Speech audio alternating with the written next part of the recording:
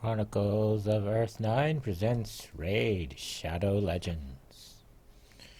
Welcome back, I'm Agamemnon. This is Raid Shadow Legends 2021, January, 6 months later. This is going to be episode 1, part 2. Remember to like, comment, and subscribe. Hit the notification bell. This was produced using Power Director 14.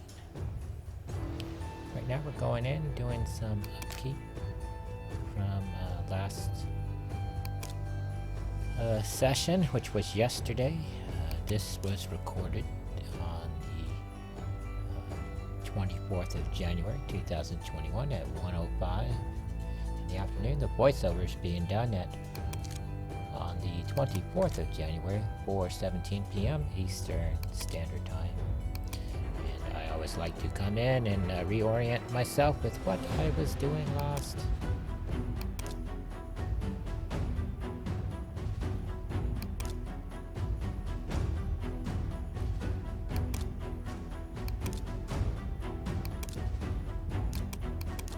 Going through and looking at all the upgrades to the people that are 4-star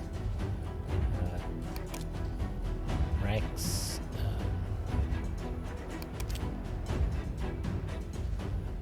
Seeing what has been modified.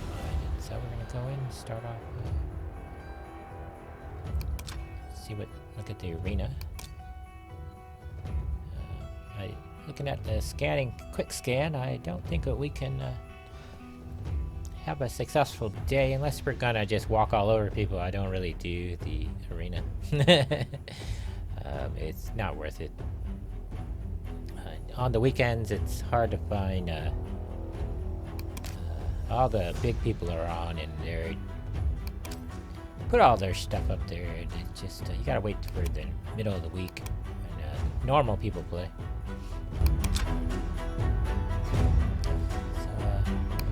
Today I made a decision, as I was doing this, I wasn't going to use the multi-battle tool anymore. I felt that the most efficient way to go through the dungeons is just to do them one at a time.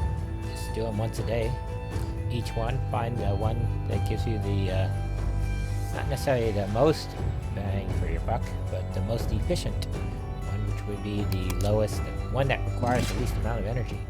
Since the items randomly drop anyway, and you're probably better off, in my opinion today, as of the recording voiceover, was to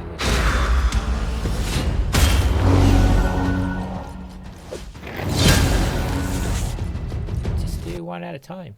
One, and then go on to the next dungeon, and then every day you just do the dungeon once, and then as the week progresses, you'll get more stuff rather than spend all that time and all that energy running through it over and over and over, which makes for a boring video. And not that the video yesterday was boring, it was a really exciting video, but I kind of see that it's not a very efficient methodology. For me, efficiency means you want to get it as close to one. I only want to do it once a day, and then to get the most out of it, and that to me is most efficient. If you have to do it 2-3 times, it's not very efficient.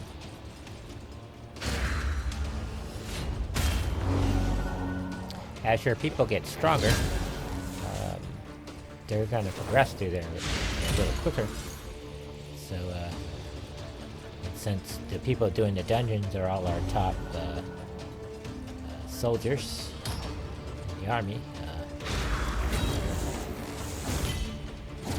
we're not really too concerned with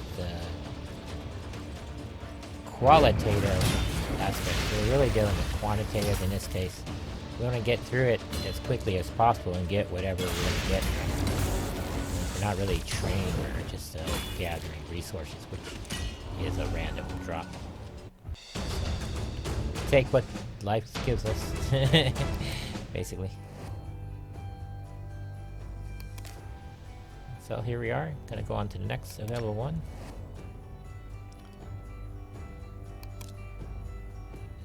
these items here, the white one or clear liquid is what you need. I call it a catalyst. And then depending on the affinity of magic, the other 4 schools, you combine that and that allows you to make the little potion, and you use that to advance your people, abilities and skills, so forth. Which we'll cover that in a later portion.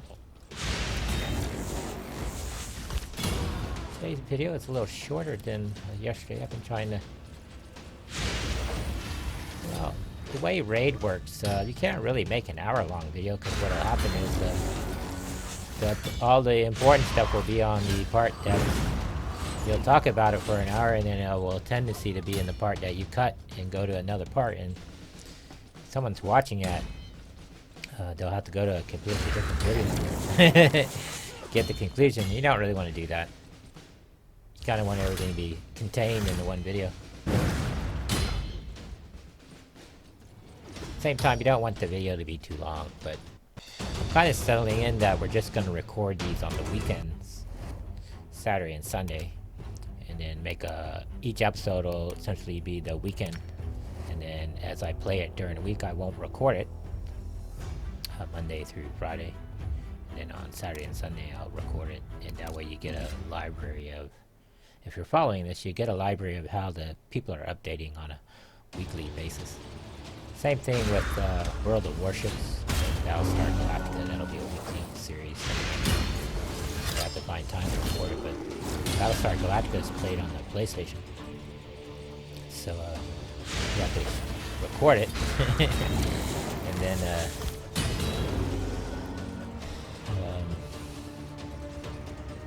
move it over from the PlayStation to the PC, and then make the video, which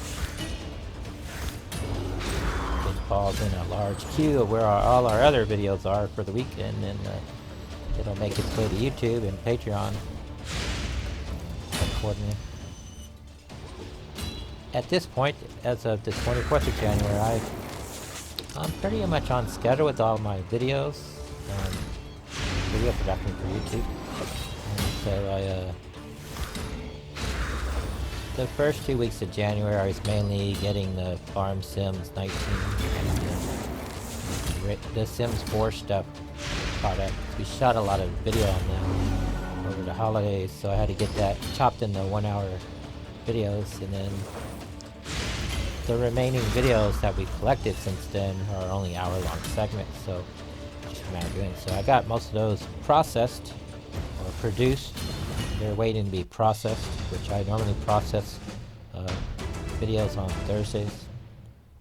These videos are be a little longer than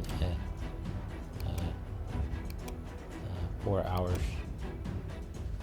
So I have to see. Days I stream, I can't really process the video unless I do it exactly at noon, because we start recording World of Warcraft at 6 at night, so if the video can't be processed in 6 hours, then you have to move your video recording sessions back an hour. So then it gets pushed to Tuesday, Wednesday, and Thursday, which is fine. But I'm slowly learning how to shuffle our queue around, and the more videos you have in it, it's probably better, because then you're just releasing them at a later date.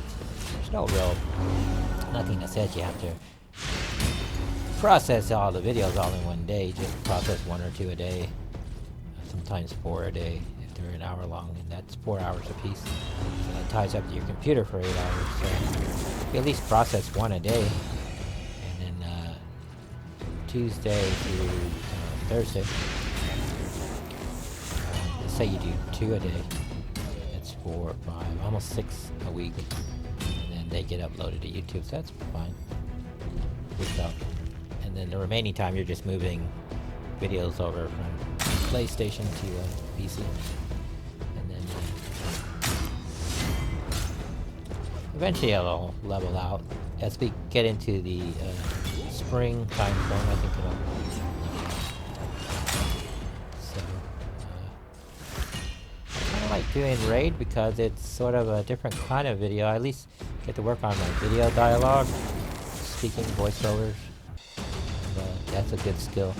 And get to do the video editing stuff. Someone's shouting in the background, I hear. But as I said in the first video, we're just gonna plug away. I'm kind of past the stage of video editing, especially our level of video editing, where you're looking for pristine recording conditions, because you'll be waiting forever, and every time you hit the record button, something will come along and ruin that effort. So you hope that the background music minimizes that. And the mic's usually recording what's in the foreground, you know, usually mask out, unless it's very significant decibel level, it'll mask most of that out, as long as we're talking. And, started doing all the music composing yesterday. Just started laying out basic drum tracks and basic piano ideas for mood. And I think I'm going to start doing our music composition and composing, just designing music that sets certain moods, and then slowly through our MOVELs, M-O-V-E-L, MOVELs, I'm going to reintroduce music that we're generating on our own, composing our own. And then, my plan is just work on it an hour every day, and then till you build up a good volume of tools that you can use in different songs. Although it's written in a software, you have to write all the notes out and then compose it that way. And then I like starting with the piano and then laying out ideas with the piano, so you sort of get the rhythm. And once you have an idea what the rhythm is, then I sit down with the drum kit in the computer and write out all the musical score for the drums, and then figure out the other instrumentation later. Right now we're just working on basic moods, and then with the illustrations I decided just to use, in the short run we'll just use the 3D paint that comes with Windows, and then slowly sketch out illustrations. Just an hour out of the day, just doodle along, so that's a nice project. And then every day you add new layers to it, and that allows you to build up a body of work. And then I'm thinking with the MOVELs, I was using the computer voices to do the voiceovers, which I kind of like, but I've been giving a lot of thought since I've been doing more and more voiceovers with the computer here, just reading the novels myself, because later on when we bring a voice actor in, I think it's on some level good if the author of the book reads the book, because then it's spoken in the way that you want it, the words to be spoken, in the tempo and tone and voice tone. And voice tone is when you're writing a book, you write each character in sort of a voice, and tone is one of those things, so that the person who's a skilled reader, say like you die and many years go on, and they read it, they can hear the original author voice in the reading out through their imagination. And that way I think of books like time machines. Long after the author's dead and their words live on, they're immortalized in scrolls and books. And then someone 2,000, 3,000 years later reads it, and you're good at conveying voice and tone in literature, then you can actually hear the original author's voice, even if it's a translate. Like, I read a lot of Aristotle stuff, and they were written in his original hand, right? Well, that's kind of a misdirection, because scholars back in the Greek antiquity, and He lived in the 300 BCE period, and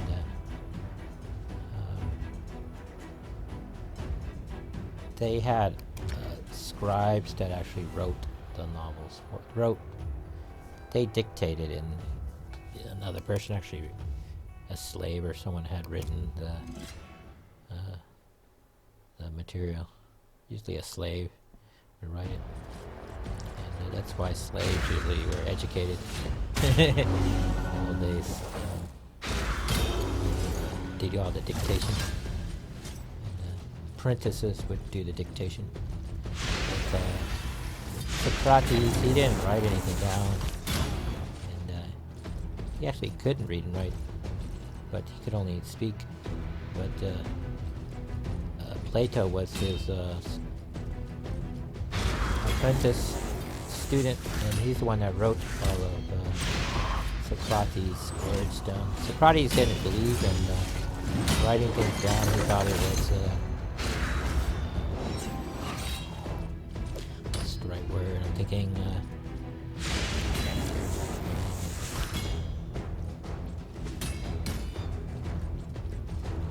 he felt that the people's ideas should be conveyed in voice, and writing it down was, although it would sort of immortalize that, it loses its translation meaning, because someone else is going to go pick it up and read it, right? So they're going to read it in their own voice and level of understanding, and so there's a loss in translation there. There's a different perspective going on. He didn't really believe in writing things down. Plato wrote everything down, and his student was Aristotle, and Aristotle wrote things down, but he too used scribes. His wife was a physician. He was well, his mother and father were physicians. His wife was a physician, I believe. And his son was what's his son's name? Escapes me. Anyway, going back to voice and tone, I think reading in the novels would at least put it in my own voice and tone that I think if you were to hand it off to a actor, then they would have a better understanding of the tone and voice. And it also gives me practice at using the video editor. When you bring a voice actor in, you have to sit them down. It gives you some training on the tools, so that with yourself that you know what's all involved in it, so you can start and stop at any time, pick it up where you left off, and then synchronize it with the written book, and then synchronize it with the animation and illustrations, and it sets the tempo, the meter. If you're actually speaking it in the story, then you could set a metronome so that as you're recording a dialogue, it plays at a certain tempo. And then everything would be synchronized that way. I think it's cool. So when you add the music to it, the music will be synchronized to the spoken word from the author, which is sort of your guide track. And then when an outsider hears it, it'll all sound amazing. I hope that's the hope. And if it sounds awful, all that, even if you put a lot of work into stuff, at the end of the day, it could just be a disaster. That happens. So I think that happens more times than not. And you pick the one that's the least disastrous. So we're still doing the dungeons. As you see, I just did one, and see, we quickly went through all of them, and then we're done. And then we're only 19 minutes into the recording, so now we're going to go and do our training.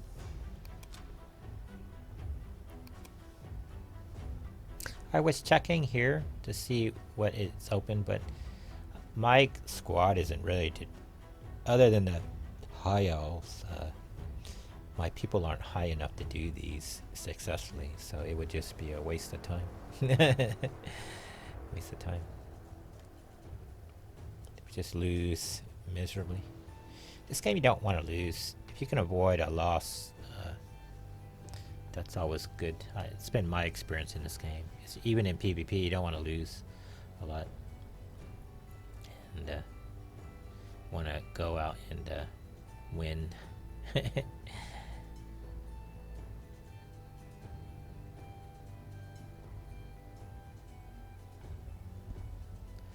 My understanding of this game and my experience thus far, and the game isn't really meant to dwell on. You do what you do and you move on, but you have to have enough discipline in the game to realize you reached a point where you shouldn't progress, because you got to let your army catch up with you, equipment catch up with you, skills catch up with you, and so forth. You have to have that kind of discipline, which that's in the military they call that military bearing, military discipline. You got to have discipline when you're training people. As the training person, you yourself have to be disciplined and understand that the people you're training, you don't want to hit them over the head too much. Each person is really different, and you got to understand how they learn and what they gravitate towards naturally versus unnaturally, and what skills they lack, and then figure out what skills they need to learn along the way in the training, and then military skills, and then military had military training, and then GMT, general military training, which stuff other than military, like talking to children, talking to spouses, and that kind of stuff. Stuff that wasn't military focused, they would do on their GMT training. At least that's how we did it in the Navy. They would sit down and talk to you like, well, this is a bank. This is how you manage money. This is how you invest money. This is what a retirement plan is. So people, because a lot of people coming in the military are young and they don't really know anything, and it's the first time they're away from home, so not many of them have college. And so they have the GMT to help develop those skills for you, which usually starts with just a simple verbal conversation, and pique your interest, and then you do correspondent courses, which the Navy had a lot of correspondent courses. You go get the manual, which is usually free, and then you do the correspondence course. I did a lot of correspondence courses while I was in the Navy. And that's how you acquire new skills, at least from a theoretical sense. And then as you're walking around the ship, doing all your sign-offs, you learn about other skills and trades on the ship, and what they are, what they're about, and makes you a better sailor. Same thing here. You want to evaluate your people, see where they're at and what they need and where they're lacking, and at the same time you're learning their capabilities, what they're capable of, what they're not capable of doing.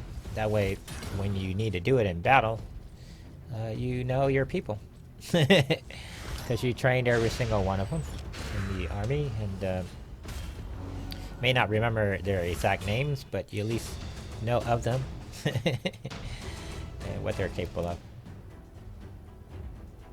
This guy's almost 20, so he actually got advanced today, promoted, so I was kind of happy for him. He worked hard.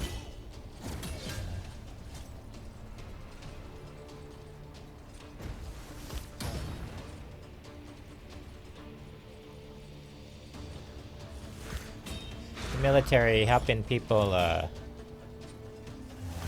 like get awards and monthly awards. If done properly, it's a good tool for helping people learn, but a lot of people misuse it. You just use it as a self-gratification ceremony.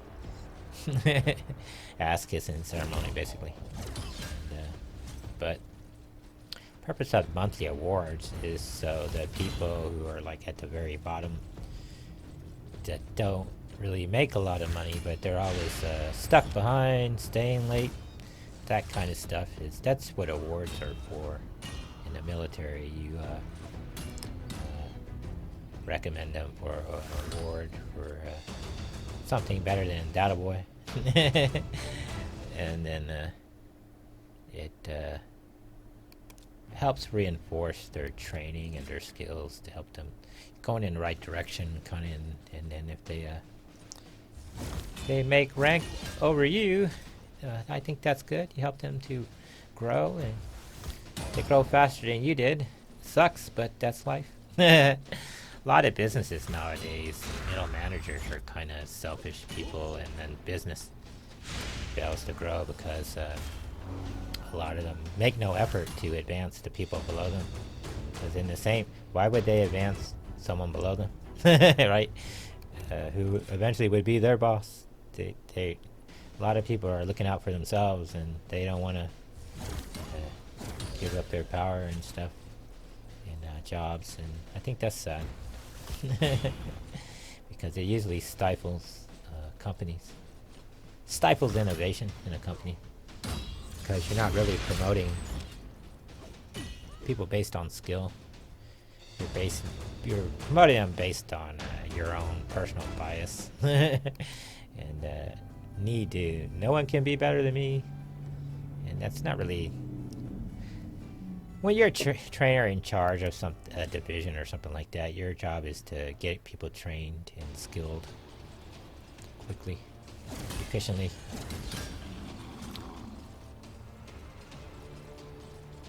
Because your command is only as good as your weakest people, right? So if the people are better than you, you're the weakest link. So if the person above you trains you better than they are, right? And it's just kind of a leapfrogging thing, and everybody grows as a unit. Sadly, a lot of times it's not the experience that you have. That's the way it's supposed to work, but in a lot of places it doesn't work that way. Even though some people know that that's the way it should be, they're not going to do it.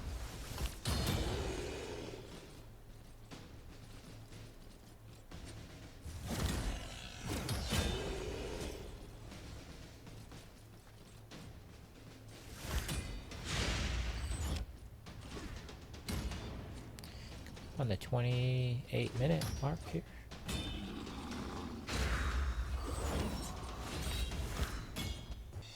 I've been playing around with the chapter headings on this tool and how to carry it over to YouTube. I've researched that mainly for the novels, so that people can navigate around the novels a little bit better. But I've been using these smaller videos to use the production tools in different ways, so you kind of see it in mini projects, so then the big projects you kind of learn those skills and get to use them on a daily basis. Part of my reasoning for making videos on a daily basis is that you're always doing it, and so your skills will greatly improve. Editing and drawing and composing music, and takes a life of its own. Takes on a life of its own.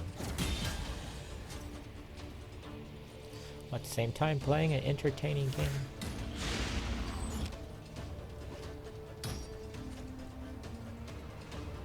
As you can see, our people are just moving right along. The best feature of this game is that auto button. Whoever put that in a game was a genius, and it deserves a pay raise if they're not a department head in that company. They should be. Because at first, when like the first day or two I was playing this, I was kind of against the auto button. I was like, I'm too good for an auto button. And then after I was doing the same thing over and over again, I just clicked the auto button as a test. I didn't want to. I mainly did because I had an anxiety attack, panic attack, and then once I got over that, then I realized auto is your friend. There are some instances where you don't need the auto button, but I think you should just get over yourself and just click the auto button. It's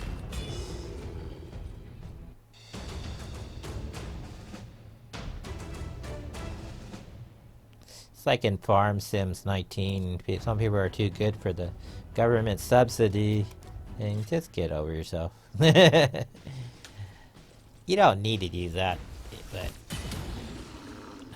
it's in the game. Might as well use it. That's how people would do it in the real world. Especially if you're starting from scratch. Modern farming isn't like it was in the 17th century, where you go out there with a horse and buggy and chop a tree down and move all the stumps and start preparing the soil for plowing. That could be done by 1 or 2 people and a horse and an ox, but you can't do that nowadays. It's too expensive. One tractor's $100,000. You know, you need some serious cash starting a farm,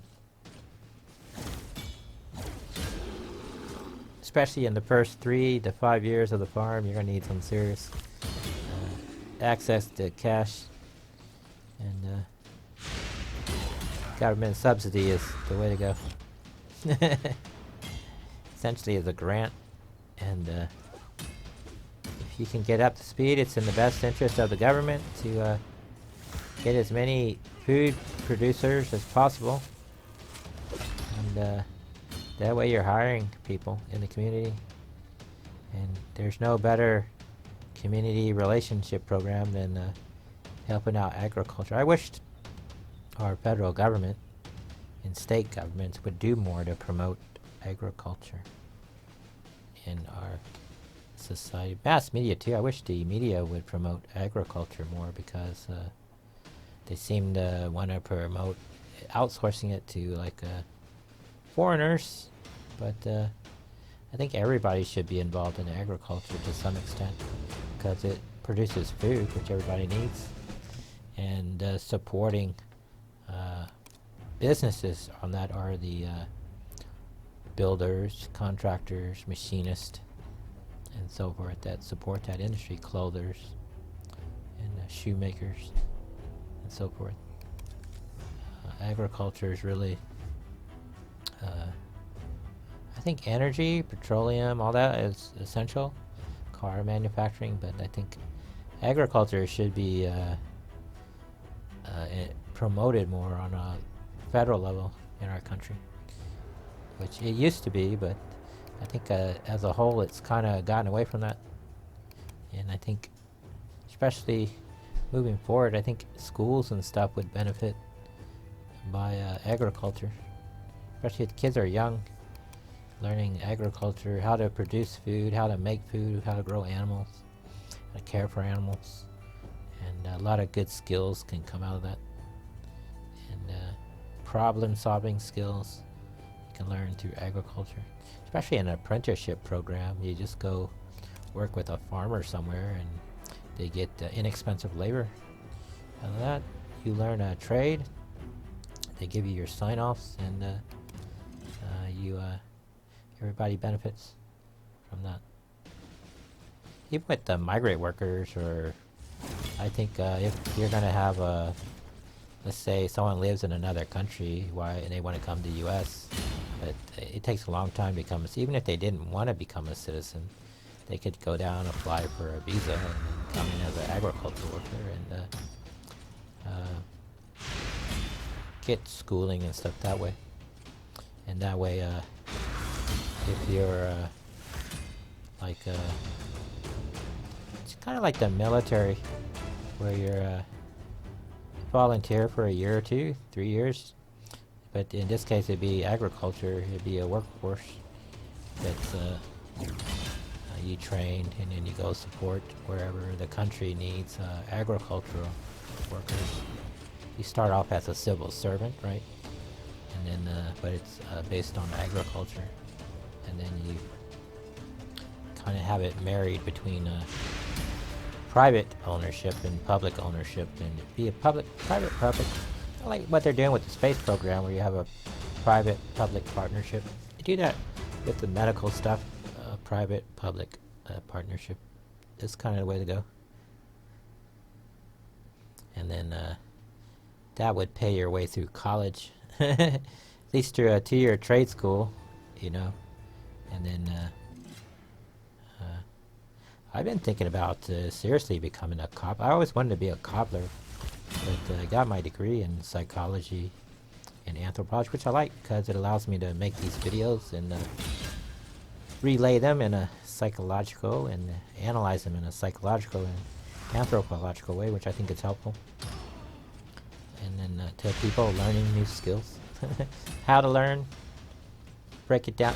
You know, one of the things I try to do with all our stuff is break it down and how people learn things. I'm working on a couple of documentaries, which are like you take a old textbook that I have, and then but you make a video series on that, so it takes you through like basic philosophy, history of philosophy, what it is, ethics, but it's a video series, and then but it's explained for people who are more like me. I'm more long-term memory. I want to say focused, but I have great long-term memory and decent short-term memory and lousy working memory. So I can't memorize things. I have to always learn things the long way, which, like when I read a textbook, I have to pretty much write the entire textbook out. Right? Either by hand or by typing. And then that's how I actually learn things. And then I have to always learn things in detail. And then there's like people take shortcuts and they skip steps. That always screws me all up. And then like when I hear new books and songs, like even with audiobooks, for like 3 weeks I'm all screwed up, not really getting the book. Then somewhere in 3 weeks, after listening to it over and over, then all of a sudden it clicks in my head. And then that's why I started writing long formatted novels on the internet, is because I think there are people out there like I am that that's the way they learn. And so if you take a textbook and break it out in a way that a person that learns that way, which is you study statistics, 80% of the population of the world is an average learner. The way and when you design school and textbooks, they're built for the average, which is 80% of the population. But for the people who are on either side of that spectrum, 2% and 2 standard deviations or 3 standard deviations away from that, which is the remaining 20% of the world's population, but it's 10% on either side, so it's 5% for each area. The 2 standard deviations, 3 standard deviations over. Less than 2% of the population. Those are the ones that struggle in school because the books you're reading and the course, the text and test are all designed for average people. And if you can learn that way and have average working memory, then you're going to do very well in that because the course is designed for that type of student. But if you're on the other side of that, where you're either above average or below average, school isn't really designed for you and you're not going to do very well. For the person at the lower end, they can't really learn at that pace, right? So they have to take it slower.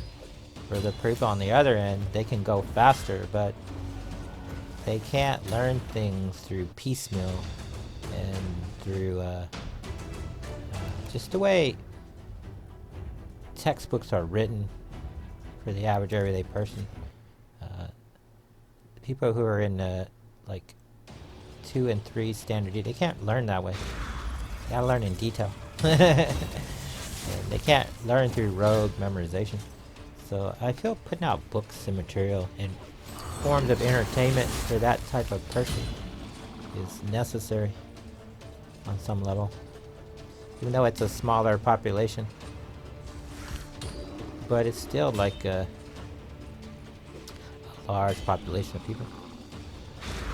And when you factor in age from 25 and older, largest age group on the planet is 25 and older, right? Right. So it's a given. The potential is pretty good. It's just having your stuff be discovered by that population is very difficult. Very difficult. But once your name is out there, you do quite fine. That's my hope anyway.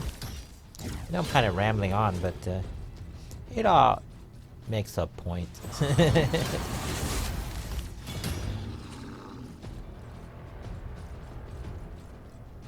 And the point is that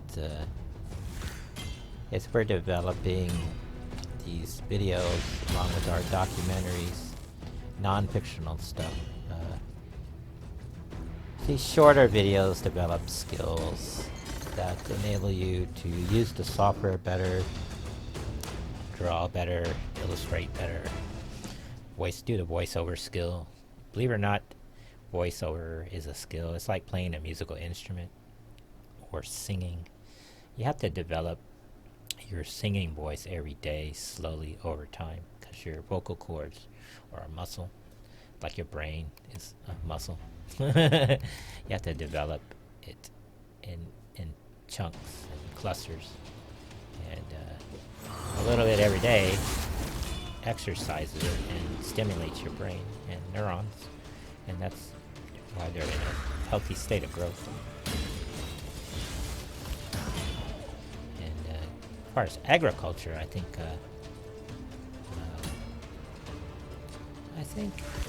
there should be a larger push. I don't think they should force people to do it. I think that they should promote agriculture more, at least the U.S. Public awareness and so forth.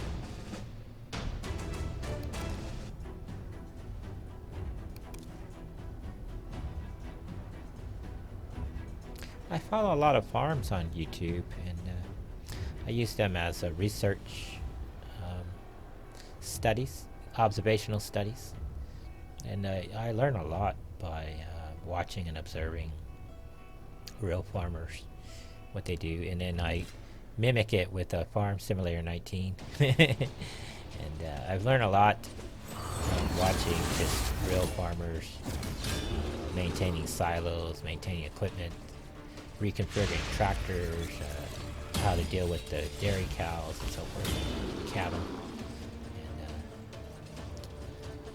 And I think it's without actually owning a farm, it's a great way to develop skills, even on a novice level of skills. At least you're developing skills, learning things. Here we're learning about Raid, Shadow Legends, and I think if you gradually take it an hour out of the day or 2 hours, it generally works out to be about around 90 minutes, roughly. It's a typical daily grind. And it's kind of entertaining, and it's done in a way that all you gotta do is just hit the button. I imagine you could program the multi-battle tool to do a lot of the grinding for you, but it doesn't always work correctly. There's always some stipulation that you always end up coming back, and there's no fun in that.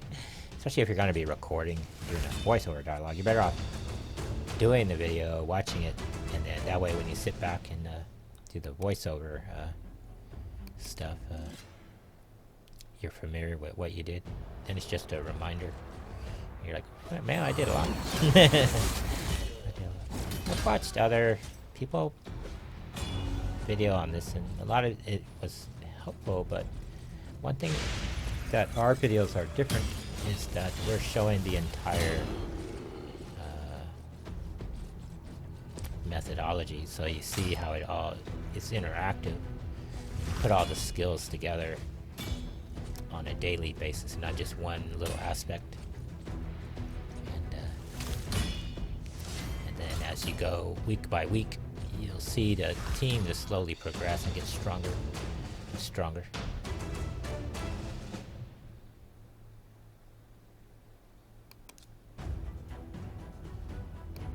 In a lot of ways, I think this is better than television. For me, I find like Twitch and YouTube just way better than television. You learn a lot about the people making the video, producing the videos. You learn a lot about the people in the videos.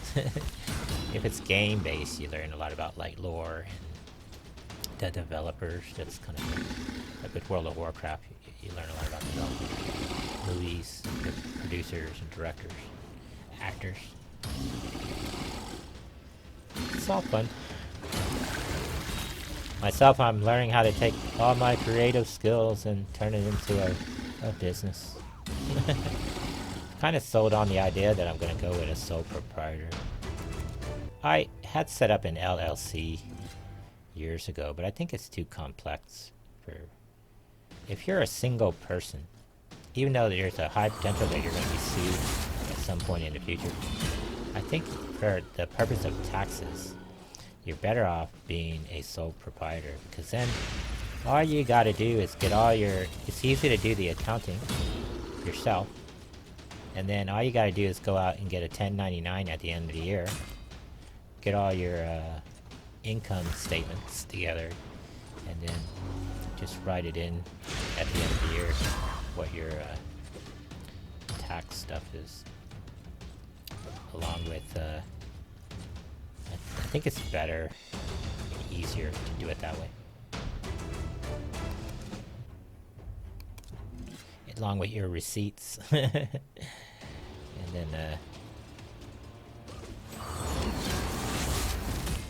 then your licensing, you only have to I live in Florida, so the licensing is done through the county, and then you have to file through the state. Florida, you file through the Secretary of State, and it used to be a very easy procedure, but now they've all gone online, and just the online part is a very complex. And it's not that the procedure itself is complex, it's that the guy who designed the website makes it look complex and daunting. And it's, I think the website, if you're from the state of Florida and you're watching this video and you designed that website for the state, Department of State Department of Florida, Secretary of State. It used to be a very simple process to file through the state, which you did with 1 or 2 forms and you were done, and they mail you the stuff. But now it's very complex. Unnecessarily complex. And if you're not familiar with it, the way they have it set up on the computer makes it look daunting. And I'm glad I did that paper in Form 1 in the early 90s. And makes it easier using it now. But you get your licensing through the state, and then you go to the county office here, and that's how you get your license as a sole proprietor, which you're essentially a content developer and a retailer. And then that allows you to shop at like wholesale places. If you don't have a wholesale license, then you have to pay retail prices. But in the state of Florida, if you have a wholesale, you have a business occupational license, then you go down, you can go to the wholesale distributor to buy stuff. And I think the minimal you'll pay is $35 a year for your occupational license. And then that's basically, you're paying the state of Florida $35 a year. That's your tax rate, basically. And then that allows you, if you're selling products online, get your sales tax stuff in the state of Florida. And then makes it easy. And then when you do it at the federal level, it makes it easier to do your paperwork. I think an LLC is really good if you have partners. But that in itself can be complex. And, I learned my second business I put together was an LLC, and I learned from that really fast. If you do set up an LLC, you need to make sure that, say you have 2-3 different partners, each one of you has to have an individual lawyer doing the paperwork. That way, if there's a problem, should arise between the members, the law firm that you hired individually can protect you. If you do it all under one law firm and there's 3 of you, then if there's a dispute, that law firm can't, because it's considered a conflict of interest. Okay. So I learned early through experience that having a good business lawyer with you is good. Especially you don't need a lawyer to file copyrights and patents and stuff, but it's good to have someone helping you in documenting stuff, and they can give you legal advice, which is always good, and that's $150 a year to retain a lawyer. And then if some lawyers just pay them like $50 to get advice. Some of them will give it to you for free, but you just have to hire them as a retainer. And then through business, they'll help you draw up contracts, and you gotta go hire out voice actors and stuff, how to write the contracts so you're hired. Because you're not gonna have employees as a sole proprietor. You're just gonna hire people, contract them out for that day or whatever, and that's how they get paid. And so if you're doing work like this, I think a sole proprietor, especially as a streamer, is the way to go. Now, if you're doing it as a family, you're better off doing it as it's a complex relationship, but you basically go out and create a C corporation for the family, and then you form basically the ownership is what's called you break the company into 2 parts. You have the operators and the owners. The owners own 100% of the business, but they're protected by basically a firewall, but they don't operate the business. And then the people that administrate it, the administrator of the business, they have 100% administration. They don't own anything, right? That way, if someone sues the company, they'll sue that guy. Even if they win in a court of law, that guy doesn't own anything, so they can't collect against the business. They usually set that up with the C corporation, with the LLC, and they have a general partner, what's called general partner and private partner. So all the family members would be the private partner, and then the general partner would be the one actually running the business every day. And so that way they're protected for lawsuits. Even if they lost, they would go to court and they'd say, hey, you lost, and then if they collected any monetary reward when they go against the company, they won't be able to collect anything, and then the people that won, they'll still have to pay the taxes. Say like they won a $100,000 lawsuit against you. They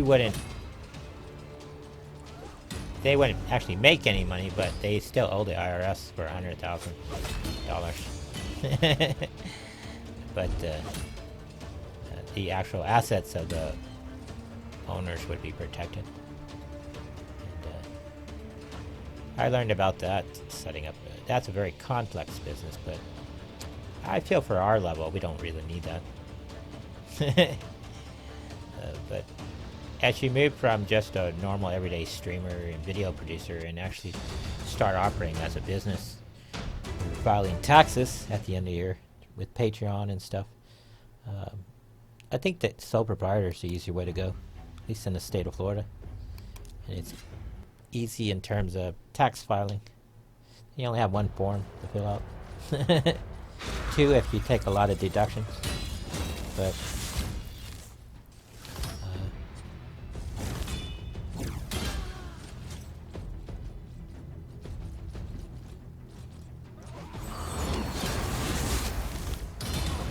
Then you get into like insurance, like all your tools and equipment. You tally up how much it cost at the time of purchase, the value, capital investment, and then you partner that with the insurance policy, and then that way if your stuff burns down to the ground, you can get it replaced quickly. But you can also write it off as a tax deduction at the end of the year.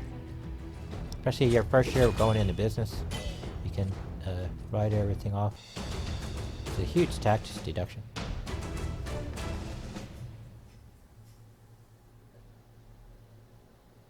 I guess I have to say I'm not a lawyer, so I've worked with a lot of lawyers and accountants over the years, and things I've learned along the way, things you need to consider if you're turning your YouTube and Twitch ideas into a successful business to turn it into a paycheck. Some of the things you'll have to encounter, which is useful. I think everybody should know those type of skills, and this all relates back to farming and agriculture. Go work with a farmer for a while, and they'll teach you these practical business skills. And pay for, because farmers they hire people like they got labor all left and right. Excuse me. So they know firsthand about all these little intricate steps. What they do is they hope that one of their kids is good at accounting, and they have them do all the books.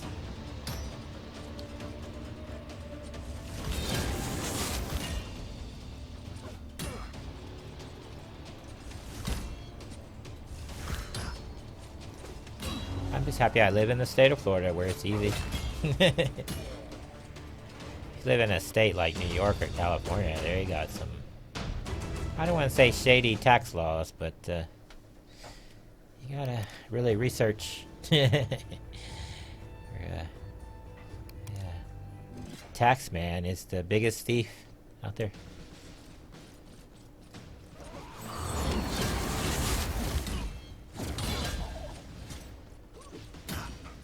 Which is kind of a shame.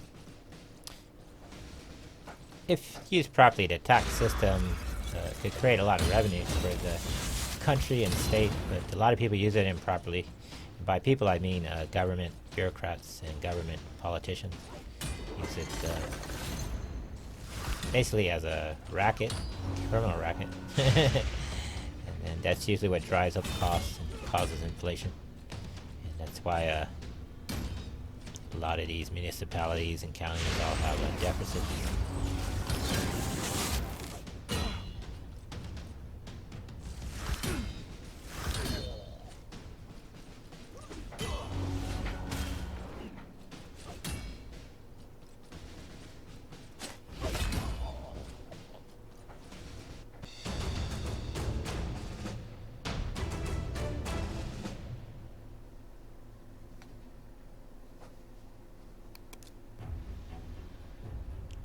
Coming up on the 59 minutes. See, we're slowly plugging away here. Last part of the video was mainly upkeep.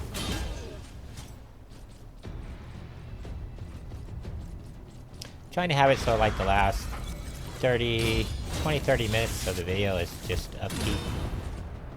Do it all at one time of the day. Kind of like DC Universe, you do upkeep at the end of the video. Hear like a choppy noise. Someone is making dinner. I don't think anyone can copyright knife chopping, wood block chopping, carrot chopping. So we'll keep it in. It'd be funny if you get hit with a copyright infringement. Someone copyrighted chopping vegetables. So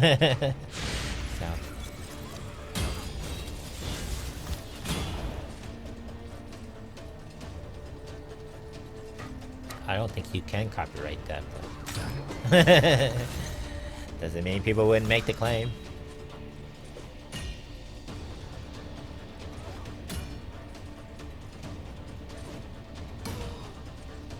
The last fight was a big one.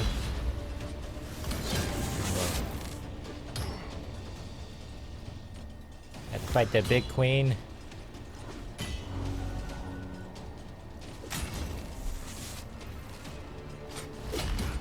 You get a cutscene out of it too, so that was kind of worth it.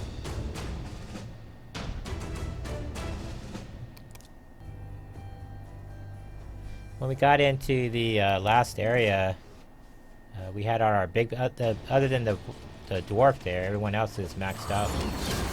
But we're mainly training that guy. He's our only void guy, so you kind of have to have him. We have all the affinities represented on the field of battle.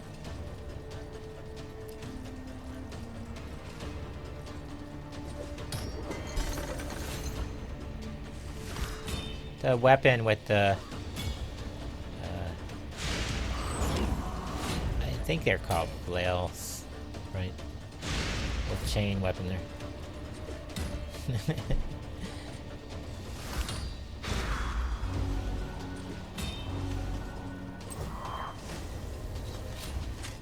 Whack. Dwarf he gets a lot of power with that flail in there. Wrecks people.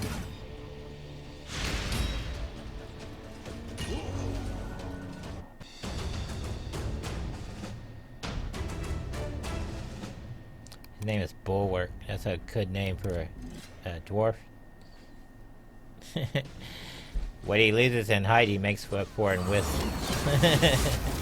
How wide he is.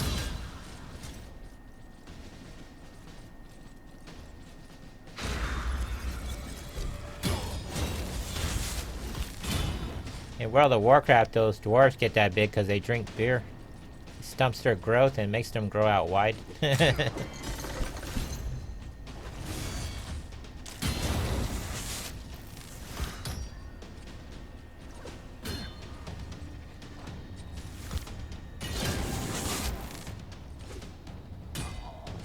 The big queen here. We actually killed her yesterday. That's why we got the cutscene for chapter 7.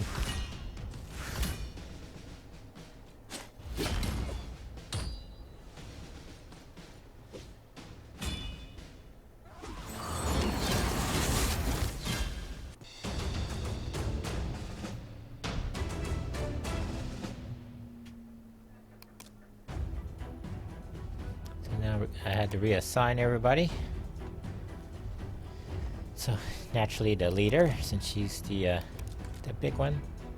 Try to also have all different type of bonuses and have them all be the same. So we need a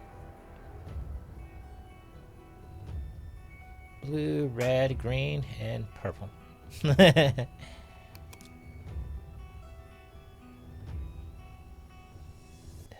Hear the washer thing going off. I'm gonna leave it in the video. He likes to sing.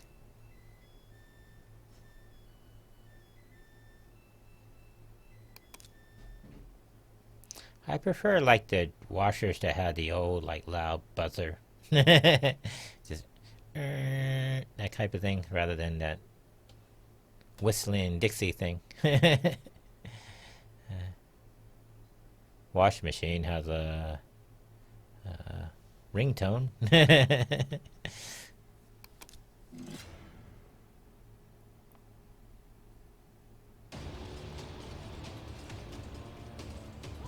The first part of this went by really great. I was kind of having an anxiety attack because I didn't know what was going to happen in the last battle, but went ahead and did it. I thought we were going to lose, but we didn't. And I was kind of excited. But one of them ended up dying. So, I think this is as far... Chapter 8 is as far as we're going to go for a while. Till our people come up and get advanced. The main thing is we have a bottleneck at the rank 4 people.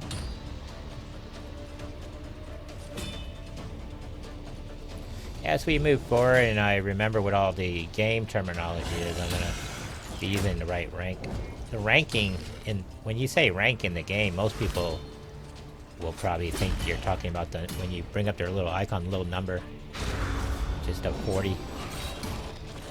But the star has a different name to it. I call it rank, but it's called something else. I have to remember what it means.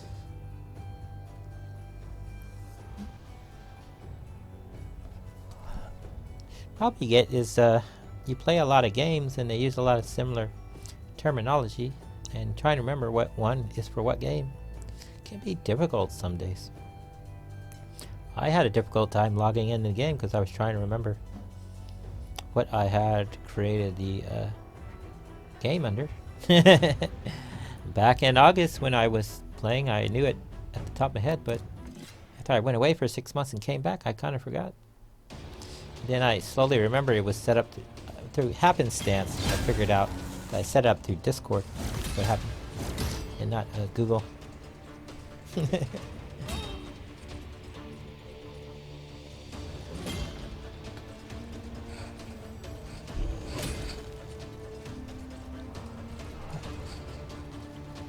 They sent me an email, but I never got it. I resent it and I never got it. I had to go check Discord. I didn't know Discord had a separate email, so I thought I was using my Gmail stuff for Discord.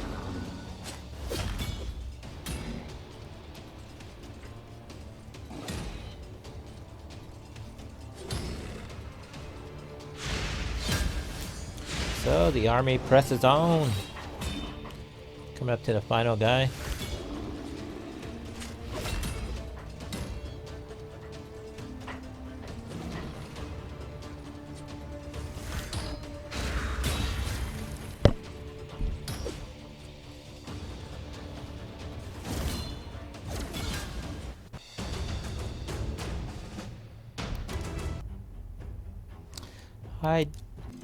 In August of last year, I started playing Team Fight Tactics, and I've only played it like 3-4 times, and I hadn't played it like in months. So I'm thinking of shooting a video for that, just as a game that we play on the weekends. But I'm still thinking about it. I haven't committed to it yet because we're making a lot of videos. Just fun, fine for me. I can handle it, but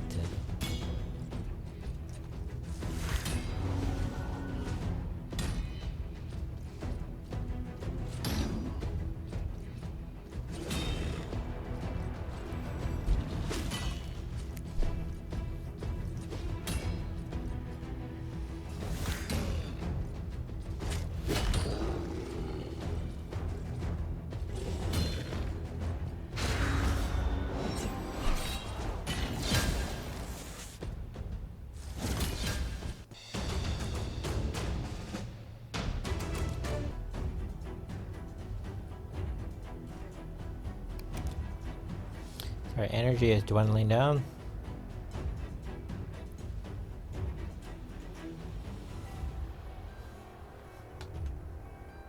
What's going to limit our stuff in the future will be our energy. Once our energy level gets back to normal, that will limit the time that the video is. And I might end up doing like we did before, where we did a morning session evening session, but then record it all as one video. So you do a clip in the morning, a clip in the evening. Yeah. See how that works out.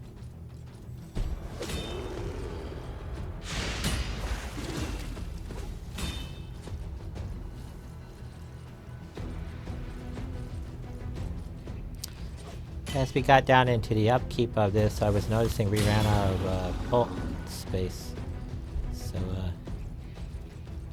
we gotta deal with that tomorrow or the next day.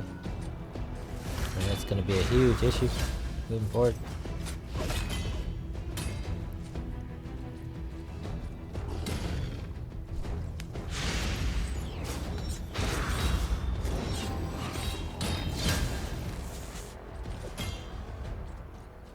Let's hoping you could sell that stuff off, but it looks like you have to delete it. With video games, you never need anything until you delete it. And once you delete it, the next day, all of a sudden, oh, damn it, I need that. That's usually what happens. That's how they do you.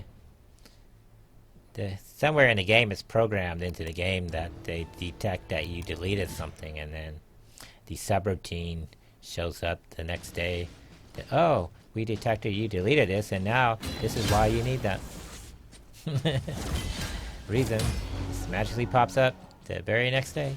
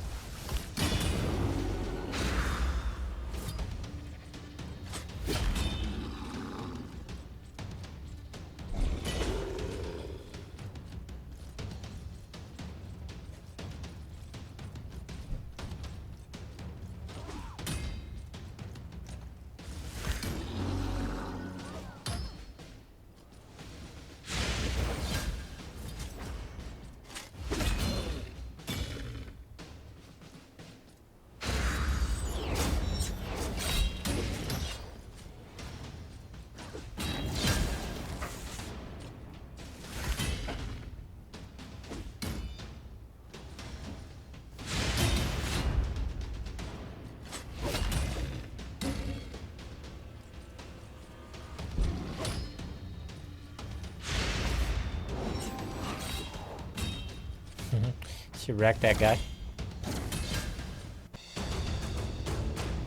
Now the stuff that we're getting, I don't see anywhere where we need that equipment, but I imagine the people we're going to acquire after this chapter probably need it. So I'll just be collecting it.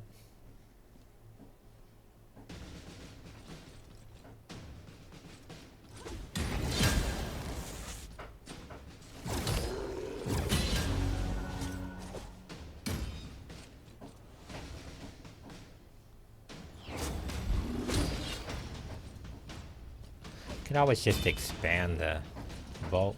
Well, I've been using most of our money to expand our ranks, one rank at a time, maybe 10 at a time. So, I don't like throwing things away unless I have to. Hoarding problem. That would be a cool Geico commercial. There, we got a slight hoard problem. And the next door neighbors are like the horde. For Azeroth. Or a bunch of World of Warcraft players moving next door. For Azeroth.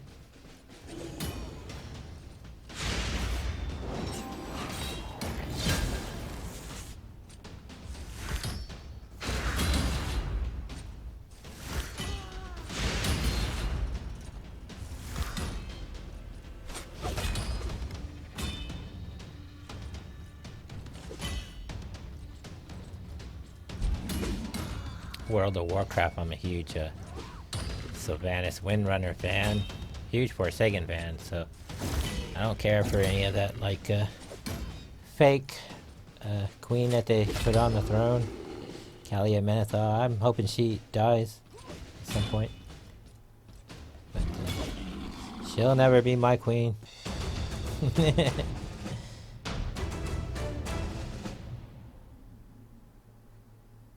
I think there are a lot of people in that game that are so attached to Sylvanas Windrunner that if they wreck that character, I think that's it for Blizzard. They've wrecked a couple other characters, but that's the big one. They can kill off other characters, but that character is the one people have been following for decades now. 3 decades. 2 decades actually, but now you go all the way back to the 90s. So 3 decades.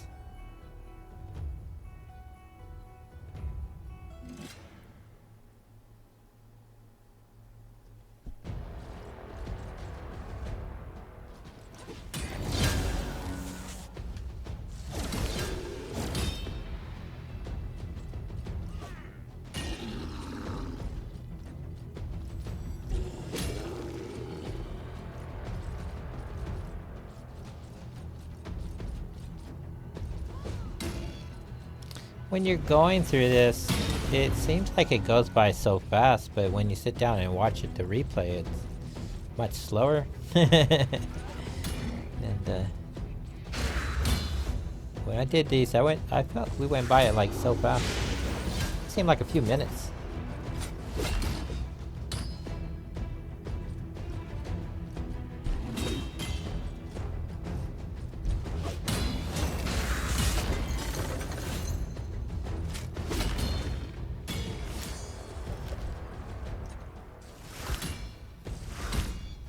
That's a big dude.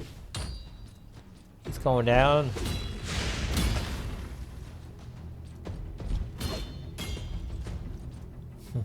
The company were in two minds. Should they risk tailing the necromancer, knowing they were outnumbered by the Sacred Order? Or should they cut through the treacherous mountain and take him by surprise at Valdemar Strait? Their dilemma was soon resolved by the circling presence of a great white eagle. It carried a message from the Arbiter, telling them to make haste, that a dark mass was in preparation in the Deadlands.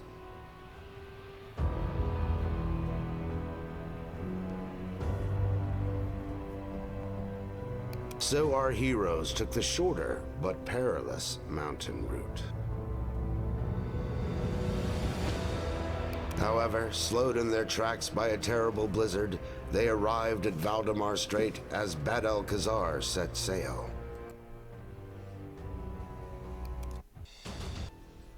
Alright, we just got done with the cutscene. Here's the guy we unlocked. It's the first time we're unlocking it, so it shows up in your, I call it a discovery tool, but it's just like, you know, that this guy isn't in your role. With the 3 stars and less, I believe when you unlock people, they are unlocked, and more than 3 stars, they come locked. And if you're not familiar with that, when you get your champions, you can either lock them or unlock them. And the way you advance your people is you take a similar star. Say if I want to advance a 2-star to a 3-star, then I would need 2 2-star versions of that to advance it to a 3-star guy. And then they would start at 0 again and work up their rank till you get the next star. And so when you first get your new people who are part of the faction people, then some of them come pre-locked. The locking prevents you from accidentally erasing the guy or using it to advance your people. And then the lower ones don't come pre-locked, and the advanced ones come pre-locked. I wish they would just make it all pre-locked, because then it's far easier to unlock something than to go back and scan through and wonder if you locked it or didn't lock it. Right? And the game doesn't have it where you can like look that up when you're in the tavern. You can't look up your vault people to see whether you have to go out and come back. It's a very long process just to verify if a guy's locked or not locked. And I wish they changed that in the game at some point. Because when you are leveling up in training, like we did earlier, you can click on your vault people, right? So I don't see why they didn't add that feature to the tavern, right? It certainly makes it easy to who's locked, who's not locked, and if you have more than 1 people, I would move them over to the vault, right? And then use that as a pull, but when you're in the tavern, you can't pull from the vault. So that in itself is annoying. And if you're working for, I don't know the company that makes this game, but I only know them as Plarius. That's the name of the tool that you launch the app from. But if they're watching, that might be something to look into making available in the game.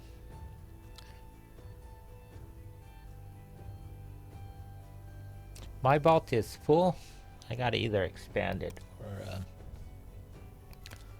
or recycle some people through. But I don't know how to sell multiples, but if we could, I would. I don't think you can. I think you have to just get rid of them somehow, but I don't want to just get rid of them. I want to use them for something important. We're going through doing our upkeep, basically selling off our multiple things. See, they should let you do this with people. Just sell the people for like a flat fee and liquidate.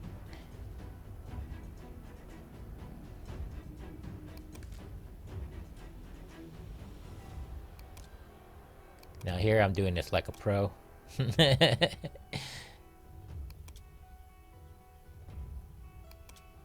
That's looking at multiple ones, selling it, and then making the things smaller so you can just go right down the list.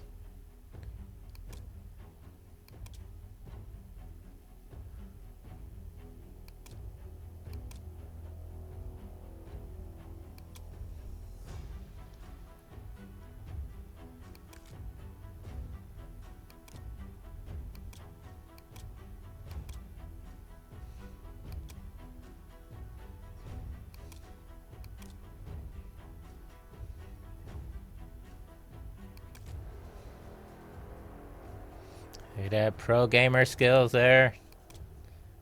Cycling through, just discriminating between what needs to be sold, what doesn't need to be sold, and but over time, this is how you build up your armory and how you supply your people, your logistic chain to supply your people. As you're recruiting more and more people, they're going to make use of your equipment that you have in your armory. Hopefully your armory exceeds the amount of people you have, which is generally why I wait till the recruit makes it to their 4th star. Once they come up to I consider like 3-star or below basic training, then they do advanced training, and then when they're actually seasoned in the field, they'll have about 4-star. 4-star is like middle of the range, and then the upper people, the 5 stars and the 6 stars, are your elite. And I think in the long run, our gal Elhain here, she's going to just stay as the core commander, trains everybody. So even if you get people that outrank her, both in quality, you'll have to train them too. You do that in the military too. You get commanders, lieutenant commanders in there, and they don't know shit. So your job as an enlisted person, someone who's been there a long time in that command, is to help ease them into where things are at, the behavior specific to that command, and help bring them along, train them right.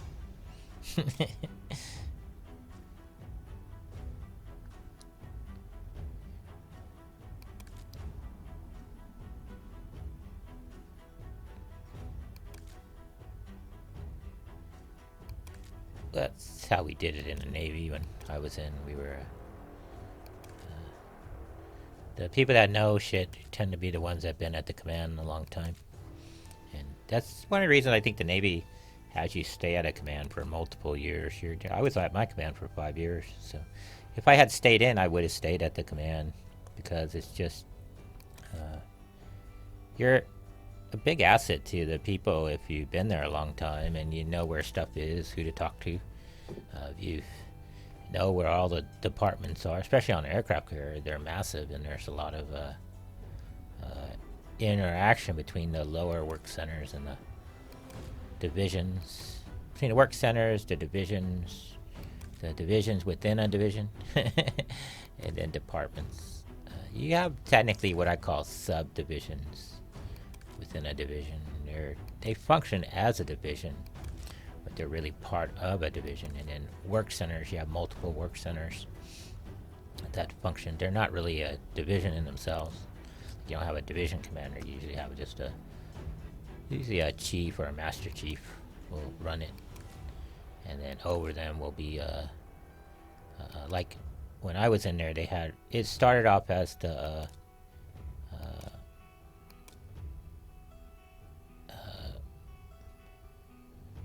electronic maintenance support, and then they changed it to combat systems officer, which was the same thing. But they just gave it a better name, and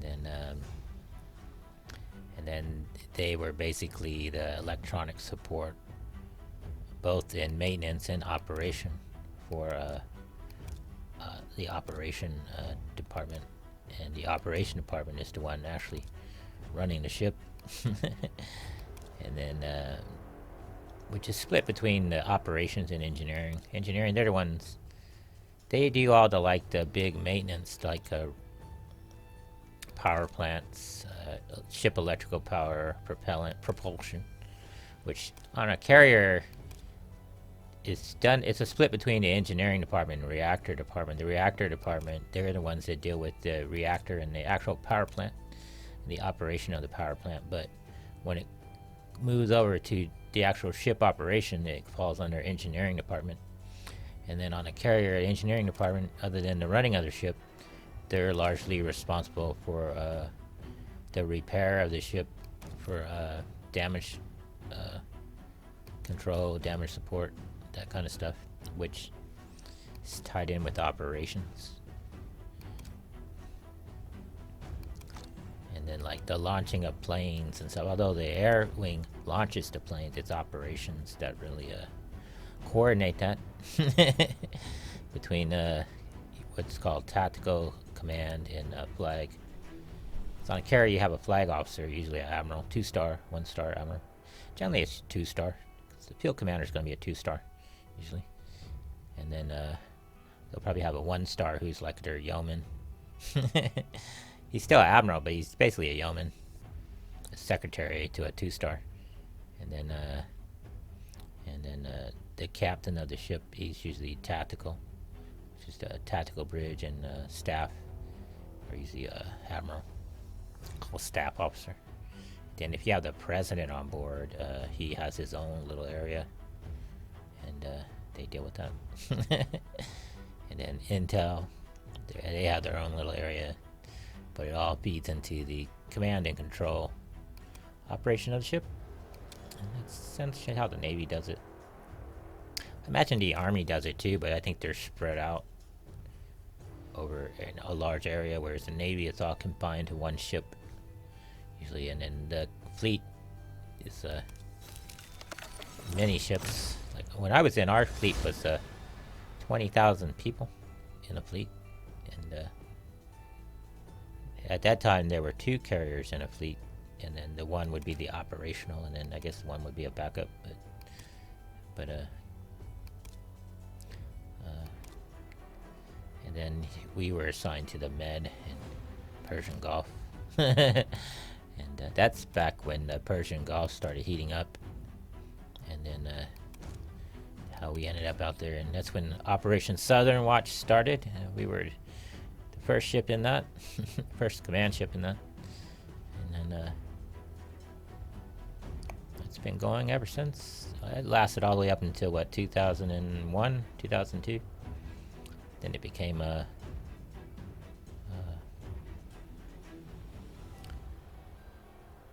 the second Gulf War.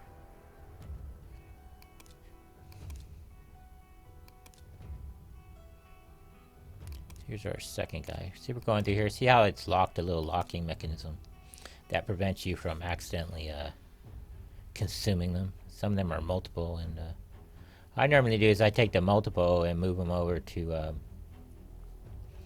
the vault, but our vault is full. So I think what's going to end up happening is I'm going to break down and just spend the money to expand the vault. That seems the more reasonable, logical thing to do.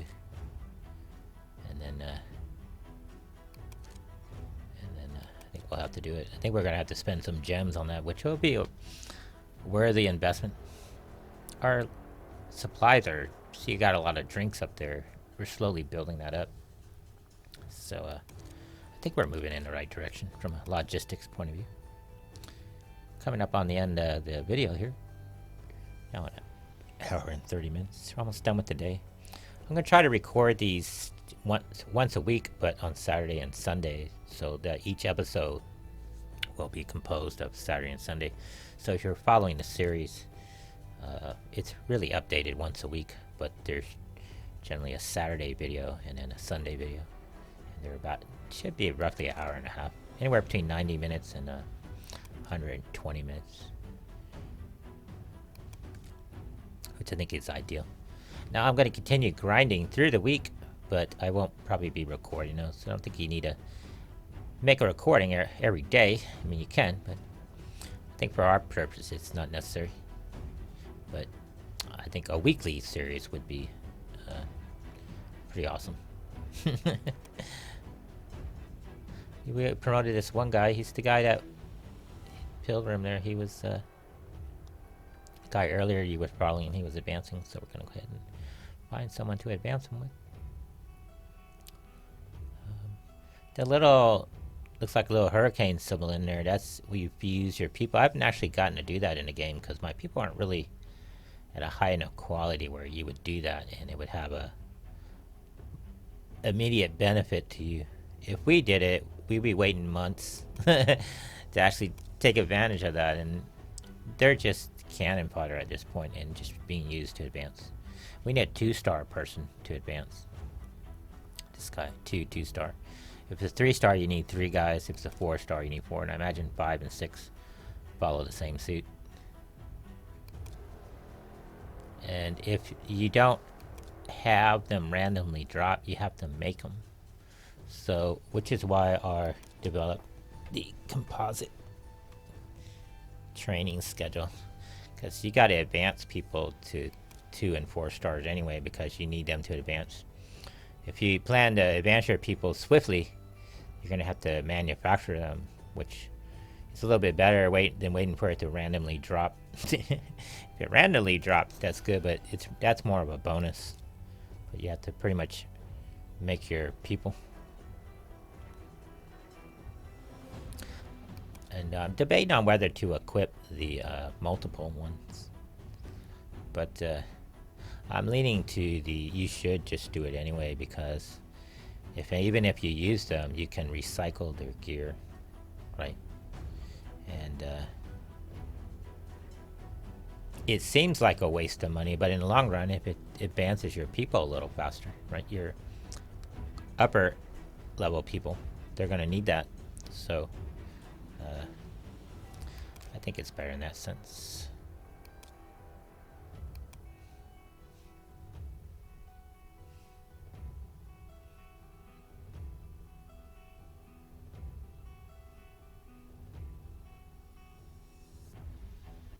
Chronicles of Earth Nine is made possible by our Patreon sponsors, who we thank. Without their donations, it would be very difficult to present these stories to you.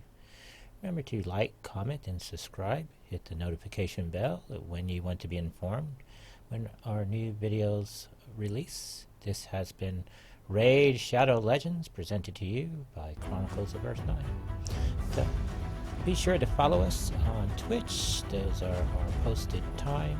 We play several games, and we're sure that you will like us on Twitch. Live from midnight to 9 a.m., Friday through Tuesday. We play World of Tanks, DC Universe Online, and Farm Simulator 19.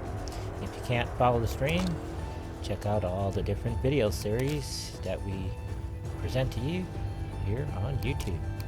Till next time, enjoy your day, and goodbye.